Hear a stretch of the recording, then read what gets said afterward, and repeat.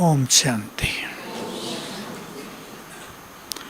जीवन में वो कौन से सद्गुण हैं जो मनुष्य को महान बनाते हैं, जो उसे बाबा के समीप ले जाते हैं, जो उसे लोकप्रिय बनाते हैं, जो उसकी सेवाओं को सफल करते हैं।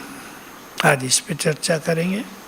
और वो कौन से दुर्गुण हैं जो मनुष्य को खुद को भी परेशान कर देते हैं, जिनसे उसके संबंध बिगड़ते हैं, सफलता बाधित हो जाती है, प्रेम समाप्त हो जाता है। और ये सब समाप्त होने से मनुष्य का अपना जीवन ही अपने को भारी लगने लगता है।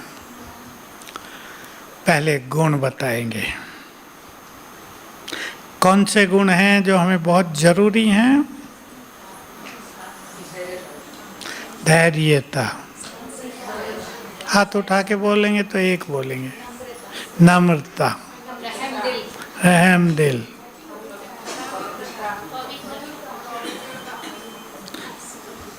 हैं? हर्षित मुक्ता। और बताओ।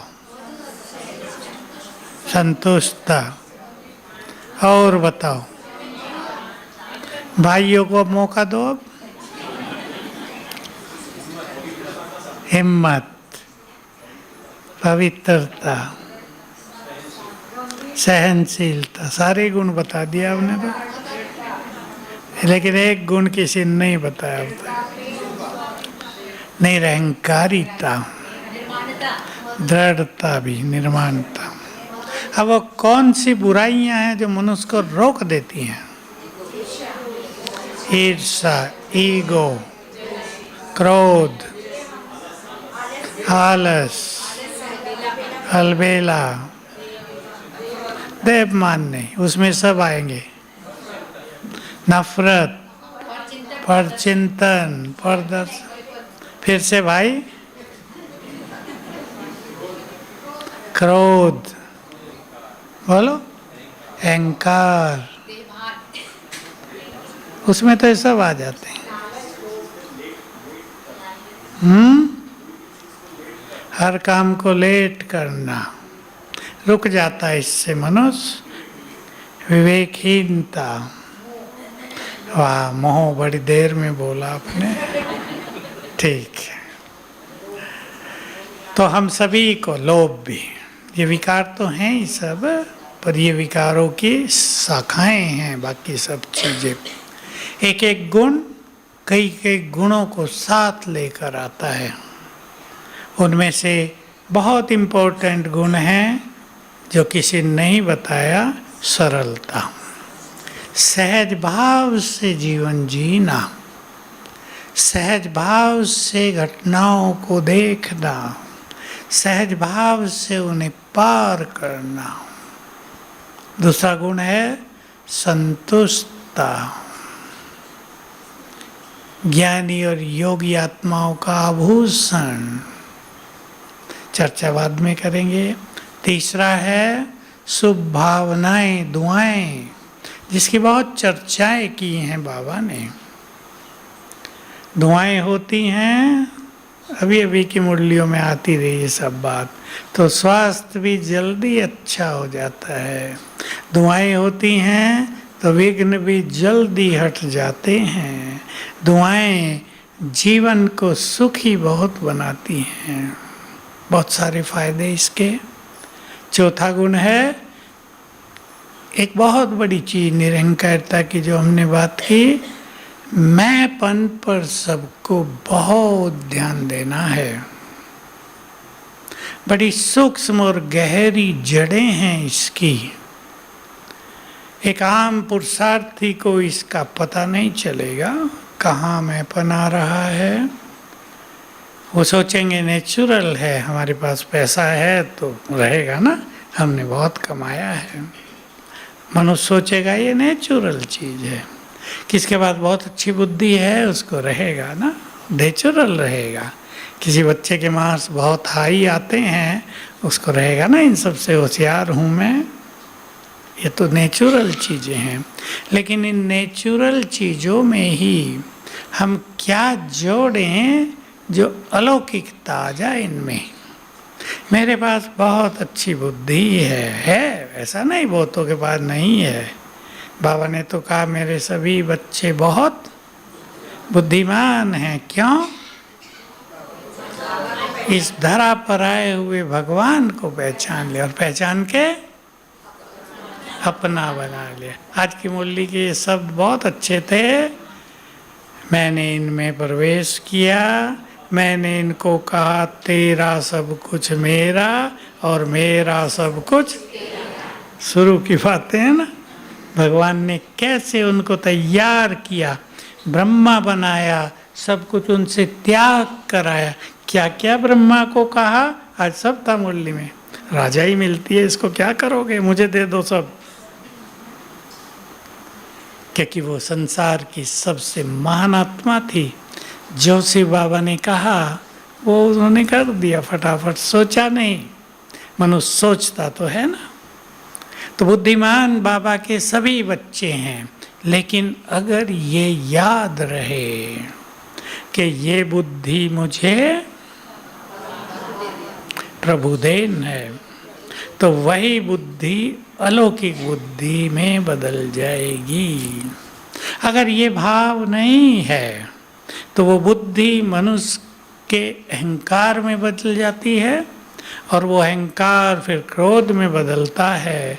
वो अहंकार मनुष्य को नीचे गिराता है। एक कहावत है दुनिया में, अहंकारी व्यक्ति अपने को बहुत ऊंचा समझता है, पर दूसरों की नज़र में वो बहुत नीचा होता है।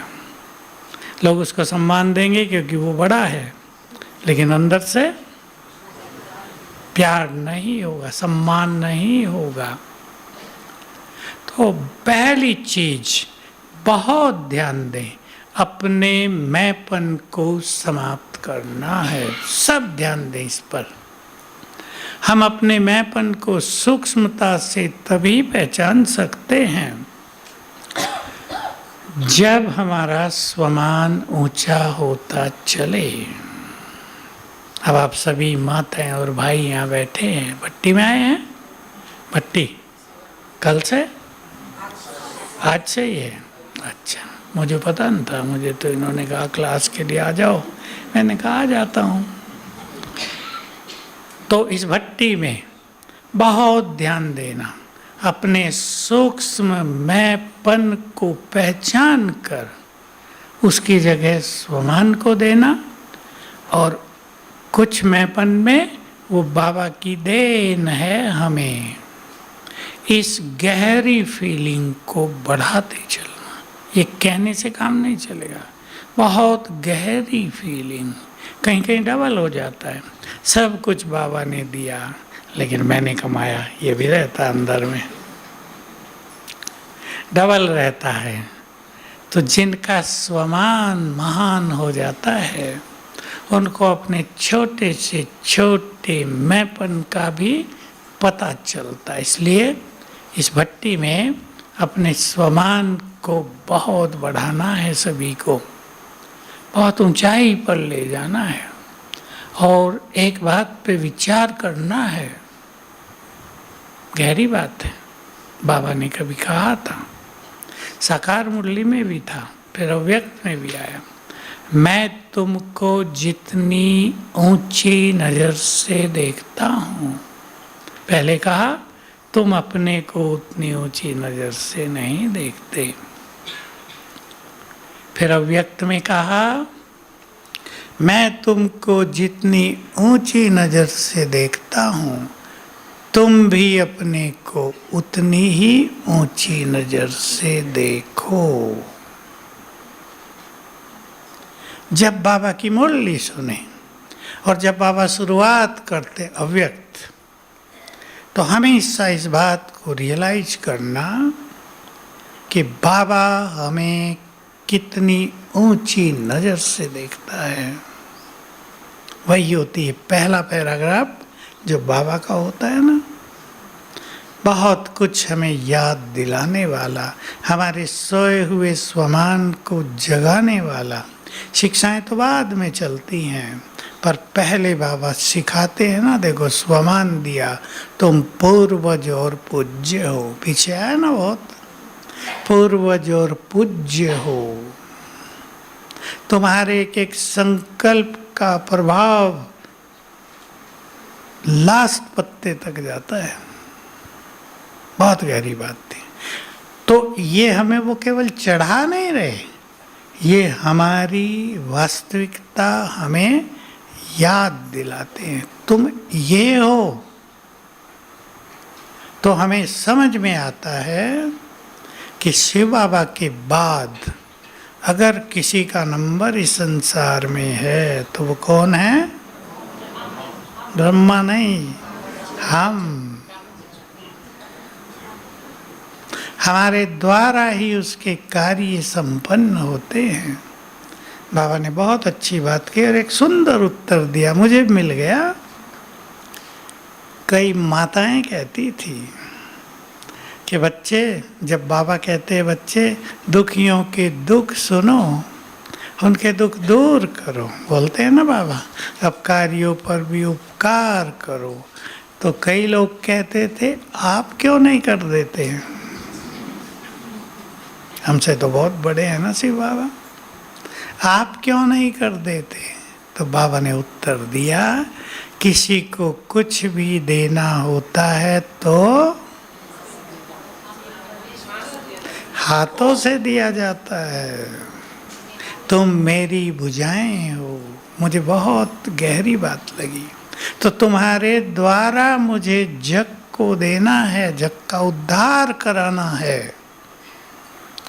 कभी कभी बाबा ने ये भी कह दिया कि मैं चाहूँ तो एक सेकंड में चुटकी बजाते ही संसार को इधर से उधर करा दूँ, लेकिन मैं वैसा नहीं करता, क्योंकि तुम्हारे द्वारा वो कार्य मुझे कराना है। तो स्वमान को समझते चलें। इससे क्या होगा? जो छोटी बातें हैं यहाँ की, वो बहुत छोटी लगेंगी। नहीं तो अनेक बाबा के बच्चे भी छोटी छोटी बातों में उलझे हुए हैं। परिवारों में माताएं उलझी हैं, निकली हुई हैं? बताओ। आवाज नहीं आई। भाई लोगों का क्या हाल है? नहीं, कहने से काम नहीं चलेगा। मैं सब माताओं को जानता हूँ, क्या समाचार है उनके। अनेक माताएं इतनी निर्मोही हैं कि पति ने शरीर छोड़ दिया, अब ज्ञान योग में मन नहीं लगता। एक केस अभी भी रोज फोन कर देती है मुझे, क्या करूं मैं, अकेली हो गई, अकेलापन फील होता है। एक बच्ची है, वो भी सेंटर में रहती है। मैंने उसे कहा तुम ही आ जाओ मेरे पास, मैं अकेली हो गई दुनिया में। अब पहले तो मैं कहता नहीं तुम्हारा मोह है, बेचारी और दुखी हो जाएगी। तो धीरे धीरे जब लाइन पे आ जाती है, तभी थोड़ा मोह को कम करो। बाबा साथ है ना। मनुष्य मनुष्य के साथ पूरा कल्प रहेगा क्या? रहेगा? अगले जन्म में सब बदल जाएंगे। पिछले जन्म वाले इस जन्म में नहीं है। तो खेल ही ऐसा है, एक आता है एक जाता है। तो उलझनों से अपने को निकाल लें, और वो कहने से नहीं निकलेंगे, मेरे कहने से या बाबा के कहने से भी नहीं होगा। हमारा स्वमान बहुत बढ़ेगा, स्वमान हमें निकालेगा, श्रेष्ठ स्मृतियां हमें निकालेंगी। तो मैंपन पे ध्यान देंगे, निरहंकारिता बढ़ती जाएगी, और इससे अलौकिक जीवन का सुख बहुत मिलेगा। भले आपको धन न मिले ज़्यादा, लेकिन कमी नहीं पड़ेगी, सब कुछ अच्छा होता रहेगा। संतुष्टता। अपने से पूछेंगे। बाबा ने पूछा सब संतुष्ट हो? सबने दो दो हाथ उठा दिए। मैं सोच रहा था जब ये हाल से बाहर निकलेंगे तब पूछना इनसे संतुष्ट हैं। कोई कहेगा हमें ऐसी खाट दे दी, कोई कहेगा ज़मीन पे डाल दिया है, देखो पैसे वालों को अच्छी जगह दे दी, हम गरीबों को पूछा ही नहीं। बाहर जाते शुरू हो जाएगा, खाने में लाइन लगानी पड़ रही है, हम पहुँचे तो खाना ही ख़त्म हो गया था।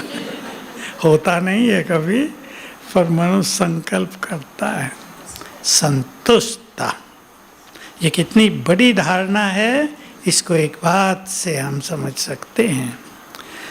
बाबा की महावाक्य, माताएं आना चाहो तो इधर आ सकती हो, एक बात से समझ सकते हैं, नोट कर लें जो बहुत अच्छे पुरुषार्थी हैं, संतुष्टता ही संपूर्णता है।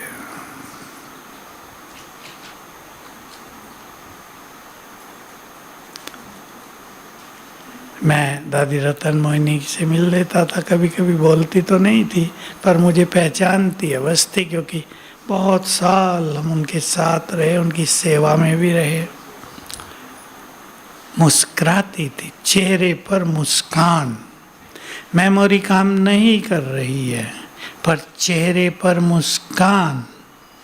मैं उनके साथियों को कहता था, मुस्कुराता वही व्यक्ति है, देखो नेचुरल मुस्कान आ गई थी ना, जो संतुष्ट है, जिसे यह आभास हो गया है कि जो कुछ प्राप्त करना चाहते थे इस जीवन में सब मिल गया है। तो ये उनकी संपूर्णता की पहचान थी। हम भी मुस्कुराएंगे, मुस्कुराहट हर्षित मुक्ता भी एक गुण है ना बहुत बड़ा।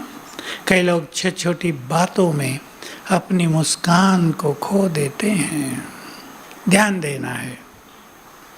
मुस्कुराहट में बहुत बड़ा जादू है। इसका दूसरा स्वरूप खुशी, और बड़ा स्वरूप अतीन्द्रिय सुख, परम आनंद।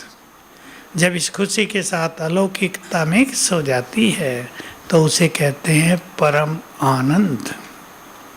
तो संतुष्टता और प्रसन्नता, इन दोनों गुणों को जीवन में बहुत बढ़ाना है। देखो, जो व्यक्ति प्रसन्न रहता है, पहली चीज़ आप सब जानते हैं, उसे सब प्यार करते हैं। और जो छोटी छोटी बातों में परेशान हो जाता है, किसी में संस्कार हो, वो इस भट्टी में चेंज करके जाना। और बाबा की एक बात याद रखना, बहुत सुंदर बात, छोटी सी बात, बहुत बड़ी बात। बातें बड़ी नहीं हैं, बड़े तो तुम हो। छोटी छोटी बातें, घरों में बातें बहुत छोटी होती है, लेकिन अगर हम नाजुक हो गए, सेंसिटिव हो गए, तो वही बातें हमारी फीलिंग का कारण बन जाती हैं। खुशी भी नष्ट, संतुष्टता भी नष्ट, प्यार भी नष्ट। बाबा के बहुत गहरे महावाक्य भी हैं, जिसमें देह अभिमान ज़्यादा होता है उसको ही अपमान की फीलिंग ज़्यादा आती है। मैंने इस पे बहुत काम किया अपने जीवन में। जब से सुना था, कहीं भी फीलिंग आई, फीलिंग तो मनुष्य को होती है, क्योंकि फीलिंग से मुक्त हो जाना माना फुल हो जाना। बाबा कहा करते थे, जो घड़ा आधा भरा होता है तो पानी ज़्यादा छलक के बाहर गिरता है, अध जल गगरी छलकत जाए, और फुल होता है तो स्थिर होता है। तो जब तुम फुल हो जाओगे तो फीलिंग से मुक्त हो जाओगे। तो जब बाबा ने ये कहा, फीलिंग उनको ज़्यादा आती है जिनमें देह अभिमान ज़्यादा है। तो मेरा इस पर बहुत ध्यान गया। देह अभिमान के भिन्न भिन्न स्वरूप होते हैं, तो फीलिंग को भी हम समाप्त करेंगे।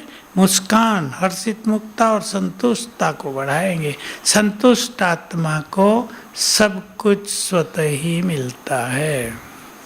मुझे एक छोटी सी बात याद आ गई, वो भी बड़ी है और सुंदर है। बाबा अपने कमरे में आए थे, हमारे पास एक बड़े भाई थे, पुराने, आदि रतन, नाम भी बता देता हूँ, दादा आनंद किशोर। तो एक थे विश्व किशोर दादा, जो इनको भाऊ कहते थे। वो यज्ञ का सारा कार्य संभालते थे, बाबा को निश्चिंत रखते थे। और ये थे आनंद किशोर। तो बाबा से पूछा, बाबा कहीं जाने की इच्छा होती है सेवाओं के लिए, लेकिन वैसा हो नहीं पाता, क्या करें? मन में चलता है। बाबा ने कहा, जो आत्माएं संतुष्ट होकर रहती हैं उनको अच्छे से अच्छे चांस स्वतः ही मिल जाते हैं। मेरे बहुत काम आई ये बात। तो बहुत अच्छी बातें बाबा ने हमें गाइडेंस के रूप में दी है। कितनी अच्छी गाइडलाइन है, ऐसी कोई मनुष्य किसी को नहीं दे सकता। मनुष्य तो यहाँ कहता तुम्हें जाना है, अच्छा अवसर मिल रहा तो जाओ, दूसरे परेशान हो। लेकिन भगवान ऐसा नहीं बोलता। रियल कर्मों की थ्योरी, समय की गति को पहचानते हुए, सच्चे प्रशासन को पहचानते हुए, उस अनुसार हमें अपनी अच्छी राय देता है। तो संतुष्ट आत्मा बनना है हमको। संतुष्ट हम नहीं होंगे तो योग में मजा नहीं आएगा, मन भटकता रहेगा छोटी छोटी बातों के पीछे भी। आज कुछ चीज चाहिए वो नहीं मिल पा रही है, मन विचलित हो जाएगा। किसने कुछ कह दिया, सबसे बड़ी असंतुष्टता होती है लोगों के बुरे वचन सुनकर। सब चाहते हैं ना हमसे लोग अच्छा बोलें, सम्मान से बोलें। क्या क्या सुनना चाहते हैं आप सब जानते हो, पर वैसा होता तो किसी के साथ नहीं। सब हमें अप्रिशिएट करें, हम बहुत अच्छे हैं, सब अच्छा अच्छा तो कहें, हमने ये काम किया, इतना सफल किया, कोई महिमा ही नहीं कर रहा। पता नहीं सब पत्थर के हो गए क्या, तो असंतोष हो जाता है अंदर। लेकिन क्या याद रखेंगे, हमने अच्छे काम किए, हम बहुत अच्छे हैं, अच्छे काम करके बाबा को अर्पित। वो एक अलग पॉइंट है कि बाबा ने कराए, ये है अच्छे कार्य करो, बाबा को अर्पित और न्यारे, तो सबके प्यारे बन ही जाएंगे। आज था ना न्यारे प्यारे को राज जानने वाले। तो हम सभी फिर से ध्यान दें, जो कुछ हम हैं, जिस घर में रहते हैं, जैसा भोजन मिलता है, जितना पैसा घर में है, जो पद आपके पास है, जो मान सम्मान है, उसमें संतुष्ट हैं। संतुष्ट करना है, लक्ष्य बना लें। ये नहीं कि हो जाओ, लक्ष्य बनाओ एक। मनो जब लक्ष्य बना लेता है तब उस पर वो काम करता है। खुश भी मुझे सदा रहना है, कहाँ मेरी खुशी नष्ट होती है, क्योंकि आजकल संबंधों में गड़बड़ बहुत चल रही है। आज संसार में, आजकल संसार में सबसे ज़्यादा मारामारी जो है वो संबंधों में चल रही है। क्योंकि अपने होते हैं ना, अपनों की बात भारी लगती है। बाहर वाला चार बुरे शब्द बोल के चले जाएगा, अज्ञानी है बोल दिया, ओके हम तो बाबा के। और जिसके साथ रोज रहते हैं वही बोलता हो और ज्ञानी ही बोलते हो, परेशान हो जाएंगे। ये भी तो रोज मुरली सुनती है, फिर भी चेंज नहीं होती, चिंतन शुरू हो जाएगा। तो अपनों से कष्ट होने लगे लौकिक में, इन संबंधों में कड़वाहट हो, तो हम कैसे संतुष्ट रहेंगे? क्या याद करेंगे? ड्रामा इतनी मदद नहीं करता इसमें कि मेरे ही साथ ऐसा क्यों किया, ड्रामा में भगवान ने ऐसा ड्रामा बनाया क्यों, मुझे ही ये पति क्यों मिला।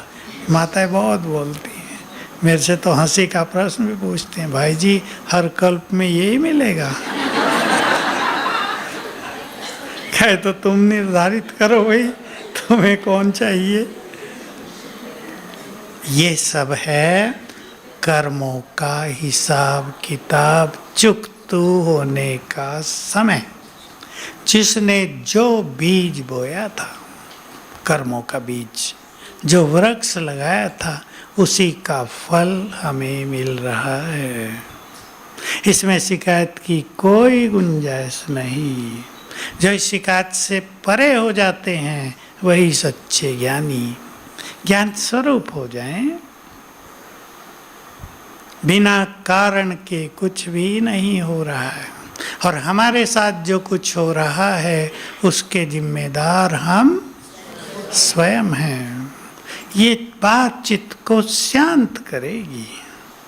मेरे पास तो ऐसी ऐसी माताएं भी आती हैं, मुझे आश्चर्य लगता है, 3 साल की मेरी बच्ची मुझे बहुत तंग कर रही है। अब आप सब तो बच्चों को संभाला है, अब बोलो 3 साल की बच्ची किसी को कैसे तंग करेगी, लेकिन उसको फीलिंग हो रही है। मैंने कहा समझ गई ना, आप ज्ञानी हो, ज्ञान तो 1-2 साल से लिया है, तुम्हारा इसका कड़ा कर्मों का हिसाब किताब है, बदला लेने आई है। तुमने इसको तंग किया है बहुत, अब बच्ची बनकर आ गई, अब फेंको, कहाँ फेंकना इसको? फेंक सकते? बच्ची को प्यार भी देना, उसकी पालना भी करनी, और उसे तंग भी होना है। कैसा वंडरफुल खेल है। तो ये कर्मों का खेल चल रहा है, ये भूलना नहीं है कि 63 जन्मों के विकर्म या तो योग बल से नष्ट किए जाए, शुभ भावनाओं से उनको हल्का किया जाए, पुण्य कर्मों से उसके प्रेशर को धीमा किया जाए, या फिर एक कड़वाहट से परेशान होकर, क्योंकि अपनों से जो कष्ट मिलता है वो मनुष्य को बहुत भारी पड़ता है। तो संतुष्ट होना है हर हाल में। क्या सोच रही माता है? जो मैंने बातें कही सोच रही हैं, हमारे साथ भी तो यही है घरों में। ज्ञान में चल गए, पति नहीं चलता, झगड़े होते हैं, लेकिन जो इनको पार कर ले, जो शक्तिशाली बनकर ज्ञान युक्त होकर इनसे बाहर निकल आए, दूसरों को भी चला दे अपने मार्ग पे, वही तो बुद्धिमान और समझदार है। हम सत्य मार्ग पे चल रहे हैं, असत्य वाले हमें अपने मार्ग पे ले जाएं, या सत्य वाले असत्य वालों को मार्ग पे ले आएं, सोचना अच्छी तरह से।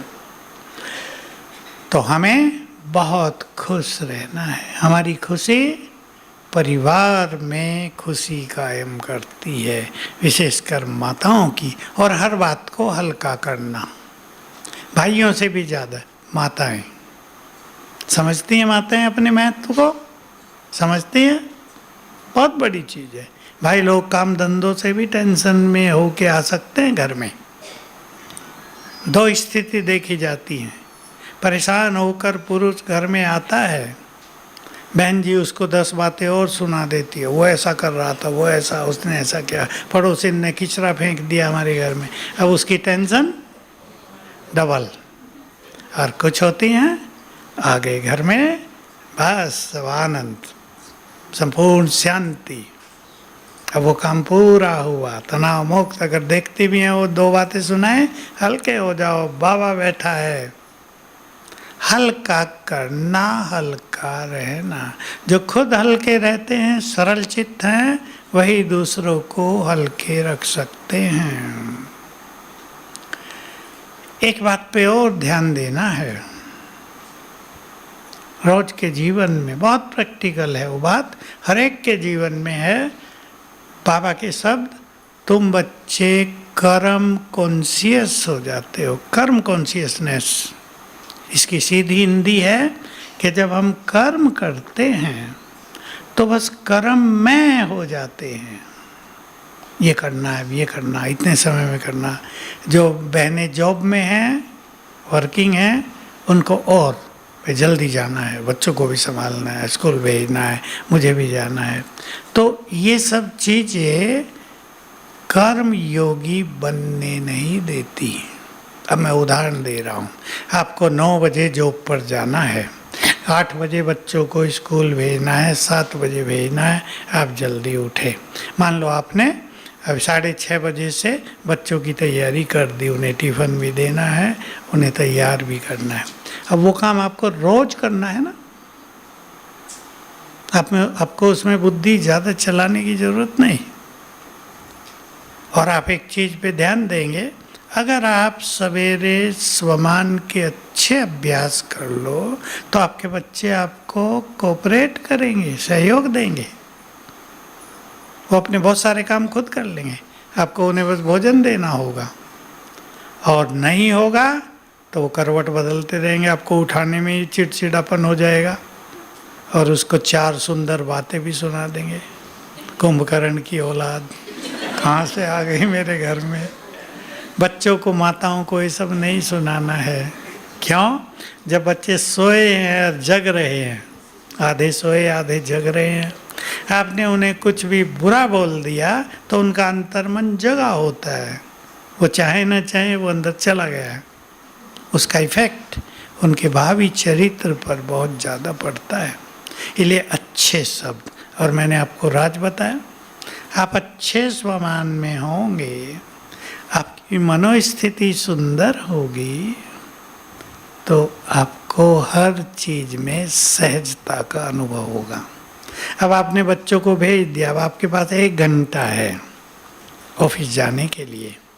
1 घंटे को एंजॉय करो। रोज है ना वो 1 घंटा आपके पास। जल्दी करूं देर न हो जाए, इससे तो वो घंटा 1.5 में नहीं बदल जाएगा।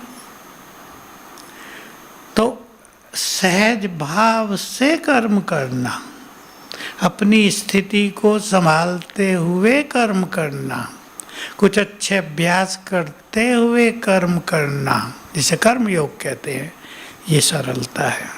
ध्यान देना, हम कितने कर्म कॉन्शियस होते हैं। अब मान लो मैं यहाँ का उदाहरण दे रहा हूँ आपको। आप अपने कमरे से चली हो, क्लास में जाना है, आपको 5 मिनट लेट हो गया है। अब आप जल्दी कर रहे हो, जल्दी चलना। तो कमरे से यहाँ तक आने में अगर 3 मिनट लगते हैं तो उस 3 मिनट में भी आप कुछ अच्छे अभ्यास कर सकते हो। चित्त को शांत करो। अब जाना है ना कमरे से यहाँ, मैं लाइट हाउस फरिश्ता हूँ, तो 3 मिनट लगता है, 2.5 मिनट में ही पहुँच जाएंगे। ये अनुभव होंगे। तो अपने जीवन को कर्म योगी जीवन बनाएं, लेकिन उसमें सरलता, संतोष बहुत बड़ी भूमिका निभाता है। और मैंपन के लिए मुझे बहुत याद रहने लगा जब से बाबा की मुरली चली, कि अगर बहुत सेवा करके, बहुत सहयोग देकर भगवान के कार्यों में निमित्त भाव नहीं है तो कितना जमा होता है? 5%, माना 0। आपके बच्चे के 5 नंबर आए तो घर में घुसने भी नहीं दोगी, आज खाना बंद। इतनी गहरी बात है। मैंपन, निमित्त भाव नहीं माना मैं। निमित्त भाव की परिभाषा बहुत गहरी है। केवल ये नहीं सोचना मैं इस कार्य के निमित्त हूँ। कईयों में देखा जाता है, उनसे पूछे बिना काम कर लिया तो कहेंगे जरा भभके से, तुम्हें पता नहीं निमित्त मैं हूँ। निमित्त भाव मनुष्य को बहुत शांत, शीतल, निरंकारी बना देता है। अर्थात सब कुछ बाबा की ओर से हो रहा है। और जिसने संगम पर ये राज समझ लिया, ध्यान से सुन लेंगे और प्रैक्टिस में लाएंगे। चाहे आप लौकिक में हैं, गृहस्थ में हैं, लौकिक कार्यों में हैं, जब बाबा के बन गए, जब उसका हाथ थाम लिया है, सब कुछ उसकी शक्तियों से ही हो रहा है। अच्छी तरह धारण कर लो। और उनकी शक्तियाँ उनको ही मिलती हैं जो मैंपन को किनारे कर दे। मैं होगा तो दीवार हो गई ना मैं की। बाबा की शक्तियाँ, उनकी मदद मिलेगी नहीं। तो बहुत अच्छा काम करना सभी को। मैंपन, निरहंकारिता पर नम्र चित्त भी बहुत होना है। दोनों जुड़े हुए हैं। ह्यूमिलिटी, हम्बिल मैन, बहुत नम्र चित्त, सरल चित्त, बहुत मधुरता। बोल हमारी कैसे हों, बोल इम्पोर्टेंट चीज़ है। सदा ही हम बोलेंगे, संबंधों में, अपने काम धंधों में, बिजनेस में। जो बिजनेस करते हैं वो जानते हैं, कई सेल्समैन ऐसे होते हैं अपनी मीठी वाणी से हर ग्राहक को वश कर लेते हैं, किसी को जाने ही नहीं देते। और कुछ लोग ऐसा बोलते हैं कि जो आते हैं वो भी 2 कदम पीछे भाग के चल जाते हैं, यहाँ नहीं आएंगे कभी। तो बड़े खराब लोग हैं। हमारे बोल किसी को समीप ला सकते हैं या किसी को दूर कर सकते हैं। घरों में भी माँ बाप का सम्मान उनके बच्चे करें और सब करें, बोल इसमें मुख्य भूमिका निभाते हैं। हमारे बोल दूसरों को उमंग दिलाने वाले हों, हमारे बोल निराश आत्मा में भी आशाओं के दीप जलाने वाले हों, हमारे बोल बाबा के शब्दों में मुर्दे को भी जीवन दान देने वाले हों, हमारे बोल बिगड़े काम सुधार संवारने वाले हों। कईयों के बोल कैसे होते हैं, बने बनाए काम को बिगाड़ देते हैं। तो विचार कर लो, अपने को देखना, मेरे बोल वैसे ही हैं जैसे बाबा चाहते हैं। बाबा की मुरलियाँ बहुत चली थी बोल पर। 2-4 बातें सुना देता हूँ। जब यज्ञ छोटा था, ये होली बना था और कुछ नहीं था, बहुत सारी बिल्डिंग नहीं थी। बाबा ने कहा जो बच्चे 50 बोल की जगह 5 बोल बोल कर कार्य कर लेते हैं, करा लेते हैं, उन्हें बोल की सिद्धि प्राप्त हो जाती है। इसलिए लोग मौन बहुत रखते रहे भक्ति में, साधनाओं में। मौन में ये शक्ति है अवश्य, क्योंकि बोलने के द्वारा मनुष्य की बहुत सारी एनर्जी नष्ट होती है। बोल कम कर दिए तो एक तो समस्याएं कम होंगी, लोग जल्दी समझेंगे। कई लोगों को हम देखते हैं अपनी बात दूसरों को समझाने में इतने शब्दों का प्रयोग करते हैं कि सुनने वाला ही दुखी हो जाता है कि भाई समझ गया मैं। उसे 2-4 बार कहना पड़ता है, समझ में आ गई अच्छी तरह। एक बात। दूसरा, किसी के बोल रिकॉर्ड करने लायक होते हैं। तब हमारे यहाँ भारत में कैसेट निकली थी, तब ये टेप रिकॉर्ड छोटे आए थे, इतना प्रचार प्रसार इनका नहीं था।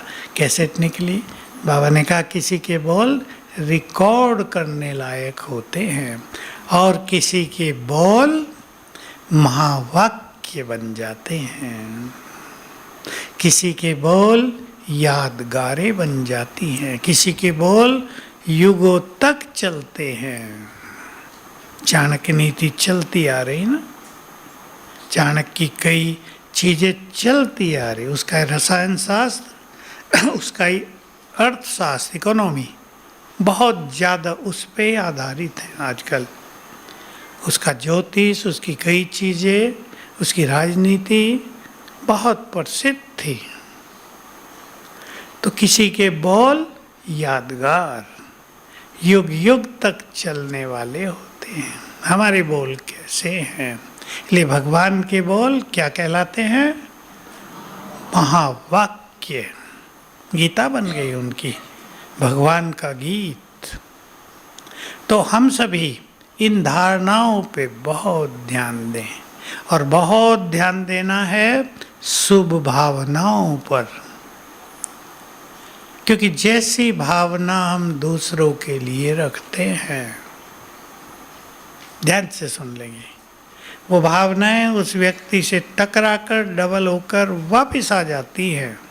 किसी की भावनाएं उसको दुख दे रही हैं या सुखी कर रही हैं, संतुष्टता ला रही हैं या प्रेम भाव बढ़ा रही हैं। भावनाएं चेक कर लो, भट्टी में चेक करने का मौका है आपको। अगर आपके संपर्क में 10, 15, 20 लोग हैं, मेरी भावनाएं उन सब के लिए कैसी है? अपने बच्चों के लिए तो आपकी भावना सुंदर होगी ही, लेकिन दूसरों के बच्चों के लिए कैसी है?